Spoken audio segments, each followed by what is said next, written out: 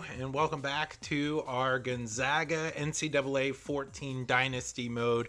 My name is Zach Talks Hawks, and as you can see here on the screen, we are 0-5. Now, you might be wondering, wait, last time we left you, you were 0-4.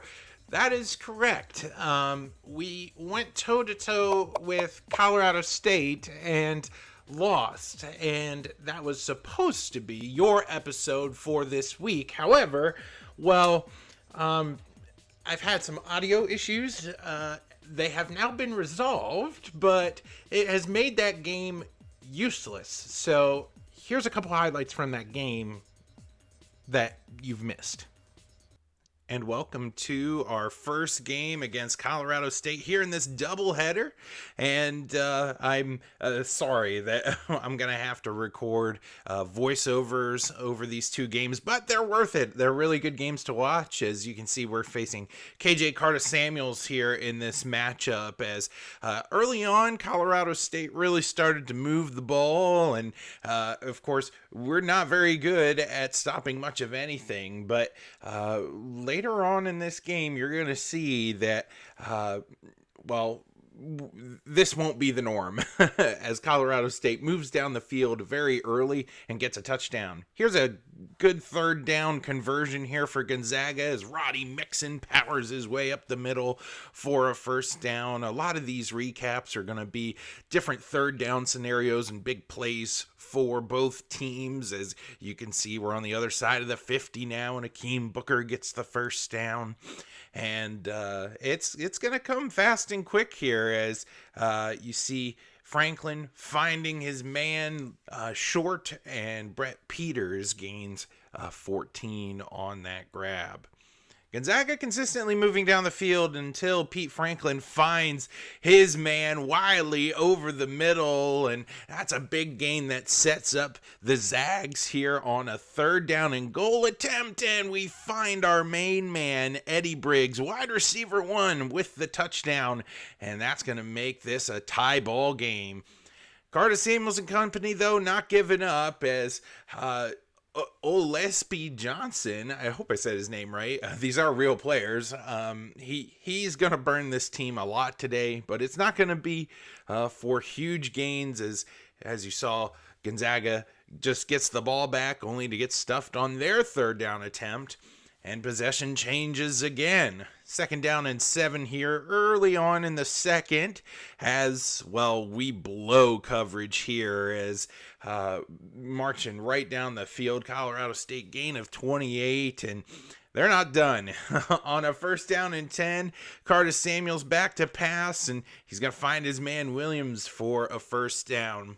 So early and often, it's showing that Colorado State's making some big plays, but not plays necessarily to get into the end zone every time. As you can see, Gonzaga holds, and we're able to stop them for a field goal.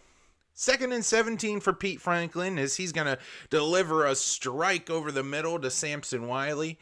That's not going to be the last time you hear of his name in this video as, Pete Franklin, throws a terrible ball. I thought he was going to be able to float that over the defender, but it's unfortunate. But later on in the game, as you can see, this is where my footage gets corrupted.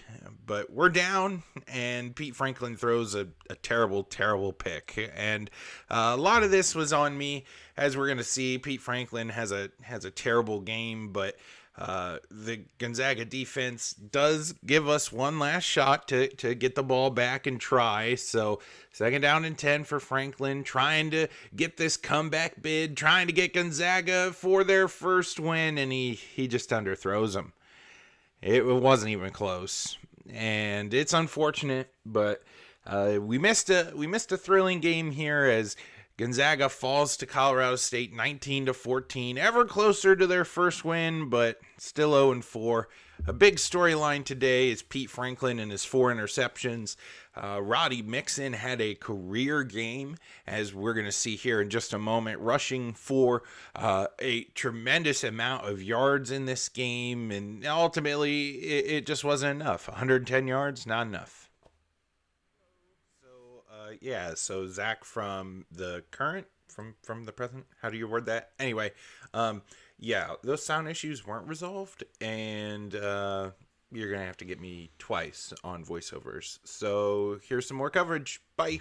So, unlike the last game, you're going to see a lot more of this game as all the files got saved in terms of video capture, but this game against San Diego State really was a game that featured some good chunk plays and some storylines that are worth mentioning all throughout this one.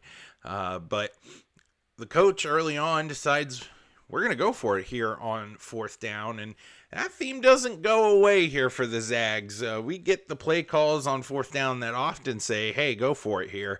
And I wasn't going to say no, because at this point, we are desperate looking for our first win in program history, sitting at a crisp 0-5. But fourth down and 5 here again. As you can see, Pete Franklin's going to look, throw underneath to Wiley, and he gets it. Barely, but he gets it. And it's going to set down this first and goal attempt as Franklin finds Jerry Houston for a touchdown. And honestly, I'm feeling pretty good about how Pete Franklin has kind of bounced back from this disappointing loss to Colorado State. And I'm excited to show you his whole game, right? His whole game and where he's going to try to bounce back here against a team that is 3-3. Also, they have their own ambitions of making a bowl for not Colorado State rather, but San Diego State. Look at that reception there for a gain of 12. Just the toe drag. I had never seen that animation before, and I thought it was worth mentioning to put it in the video. But as you can see, this is a punch counter punch game as Chase Jasmine gets it in for a touchdown. These guys really emphasized the run a lot this game, and there were times where Gonzaga really faltered against the run and allowed big gap plays to happen. Very uncharacteristic of our strengths. However, a strength that we can provide is one on the run game. Here you can see Roddy Mixon bouncing it out to the outside, gain of 15. He's got a couple big bruising runs like that this game.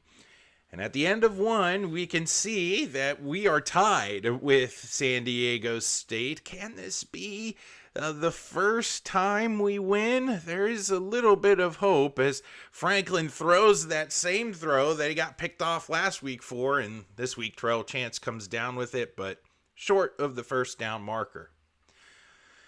And on the ensuing Aztec possession, you're going to see this 3rd down and 7 play that I was really impressed on as Greer gets in the backfield, the captain of our defense, and ultimately gives us some life to perhaps take the lead here in the second quarter. Well, if I was better at doing option offense. Trenton Thompson in the backfield. Pete Franklin, he's not going anywhere. And it's 3rd down and 3 again for the Aztecs. So there's a point early in this game where we go back and forth trying to do our best in terms of just managing field position. You can see here, kind of in the same spot of the field, 3rd down and 10. Franklin's going to look, and this time he finds Chance down the seam for a gain of 37. And ultimately, this is going to be a huge play for Gonzaga on this drive because it gets us out of that midfield funk that we were in for so long this game. As Pete Franklin looks, throws it underneath to Chance, and is going to set Gonzaga up here for a chance for points here as we see Franklin trying to run away. And, well, Pete Franklin's not very fast, so he gets sacked for a loss of 11. Something very interesting happened here, though, that I decided I was going to take control. You know, here on the channel, we like to do what the coaches call. And as you can see up there, I'm very surprised that they would have us go for it here. I know our kicker isn't very good, but I thought it was best if we give him an opportunity to at least try. So Royal's going to try out here. A ball on the 22-yard line, so this isn't a gimme for him, but If it means we get points before half, then at least we get a shot. And draining the clock down, the kick is good. And I was very excited, as you can see in the corner. But Gonzaga goes into halftime with their first lead, I believe, of the season at halftime, going in 10-7 against a San Diego State team that they don't want to be in the record books. They don't want to be in the record books as the first loser to this Gonzaga football program. And it became evident very quickly that these guys were going to ground and pound in the second half and really make our lives miserable, as we want to try to limit these explosive plays on the ground. And that's going to have to be some teamwork in order to make the dream work, as Donnie Greer gets in the backfield and makes that happen. A run up the middle here for Roddy Mixon, and it is a first down. And ultimately, Roddy Mixon's day is going to be cut short in this game, because after this gain, as you can see, he gets hurt. And we have to depend on our second string running back and really try to put the ball in Hassan Waldron's hands. And don't get me wrong, Hassan Waldron is a very capable running back, but he's got different skill set than RB1, and his strengths, as you can see, is right in between the tackles, putting your head down and getting those hard-earned yards. And ultimately, it is going to pay off, because it opens up the play-action game for Pete Franklin.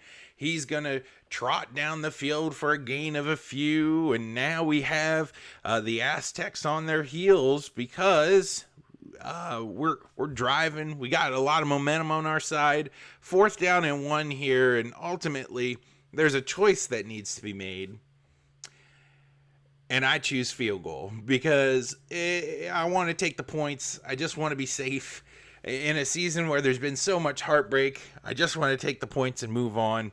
So we're up by 6 here with 4 minutes left to go in this ball game, and Gonzaga is on the cusp of their first win in school history, as we get a big stop here on 2nd down. Stan Dennis gets in the backfield. He was really good today, just disrupting the short passing game, and as you can see, we get the sack on 3rd down with Bernard Hoffman coming in from linebacker and making the big time stop. And believe it or not, the Aztecs punted away, and Pete Franklin shows the world, hey, I can run. I might be built like a linebacker, but I can run and chew up some clock. And dare I say, that's exactly what Gonzaga does on this drive. Finds Grady McNeil up the gut here in a short little route that goes for a gain of 14. And strange enough, Coach was calling a lot of passing plays after this 3rd down run. As you can see, Roddy Mixon getting back in the ball game. But a lot of passing leads to this scenario. A 3rd down and 14 for Gonzaga, and we really need a completion here to keep the clock going. Well, we get that and a whole lot more as Houston gets the first. And as you can see in the top corner of the screen, I'm pretty excited, because that means the Gonzaga Bulldogs are going to be winners for the first time in this playthrough. I have never been on a skid like this before, and of course it's when I first try NCAA 14 on YouTube. You can see I'm pumped. I'm excited just narrating this, because man, did we have a good stretch of games where we could have won, and we gave them away. We didn't earn those wins. But this game, I really felt like, hey, the offense did enough to win. The defense played a huge game. Donnie Greer getting the player of the game. And ultimately, Gonzaga finally, it gets their first win in program history in 6 attempts. They are now 1-5 on the season. And ultimately, San Diego State will go into the record books as the first team to ever lose to Gonzaga football. And big game for us, actually, in terms of Mountain West play as well, if you think about it. and take a look at this. Coming out of our first win in program history, we do get a couple guys committing to the team. That's really exciting. Great to see. And we've played Boise State this week in our week 9 matchup. Hopefully, we might be on the upset trail once again, but that's all the time we have for today. So if you liked what you see here on the channel, please like, comment, and subscribe. I'd love to hear from you down in the comments about your opinion here of the Gonzaga Bulldogs NCAA 14 franchise. And until we meet again, my name is Zach Talks Hawks, and I'll see you again real soon. Bye.